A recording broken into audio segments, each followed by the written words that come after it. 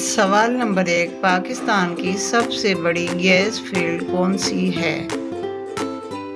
جواب: سوئی gas field, Balochistan.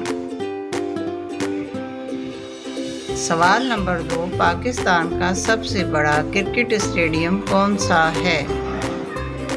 جواب: نیشنل اسٹیڈیم، کراچی۔ سوال نمبر 3، پاکستان میں ہاکی کی سب سے بڑی اسٹیڈیم کہاں واقع ہے؟ جواب: نیشنل اسٹیڈیم، لاہور۔ سوال نمبر 4، پاکستان کی سب سے بڑی ہسپتال کہاں واقع ہے؟ نیشنل ہسپتال، ملتان۔ سوال نمبر 5، پاکستان کا سب سے بڑا بیراج کون سا ہے؟ جواب: سکھر بیراج۔